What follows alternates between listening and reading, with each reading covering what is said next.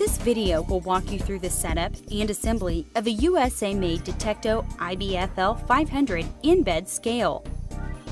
Begin by removing the column assembly from the box with the help of an assistant and setting it aside.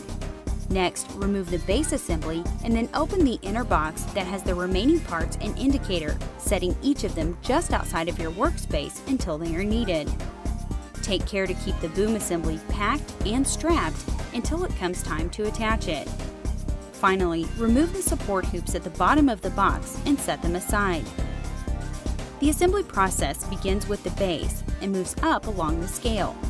Start with the base, which must be turned upside down in order to expose the bottom bolt that secures the column to the base. Remove the bolt and then turn the base upright and remove the top bolt. Before attaching the column, be sure to set the brakes on the wheels to avoid any undesirable movement of the base. Once locked into place, simply slide the column into the bracket on the base, install and tighten the top bolt. With assistance once more, turn the base onto its side to install and tighten the bottom bolt. Next, we'll add the stretcher cup to the base, which is designed to help secure the stretcher during transportation and storage. Remove the small bolt from the base. Align the center hole in the stretcher cup with the hole on the mounting bracket and replace the bolt. Now, we will attach the boom assembly to the top of the column assembly. First, remove the bolt so that the boom assembly may be attached between the mounting plates of the column assembly. With assistance, insert the boom assembly between the mounting plates of the column assembly and replace the bolt. Then remove the small bolt from the underside of the boom assembly that is holding the load cell cable in place. This is the cylinder mounting plate where you will connect the hydraulic cylinder to the boom assembly, secured by the same bolt. Note the location of the bolt in the cylinder mounting plate, as it must be reinstalled into the same hole. Place the other end of the cylinder into the ball socket located on the column assembly and hand tighten to secure the cylinder in place. Be sure to have the help of someone else, as the ball socket is delicate and the boom assembly is heavy.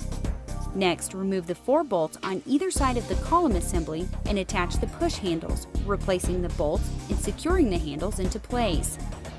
The boom assembly can now be fully unwrapped.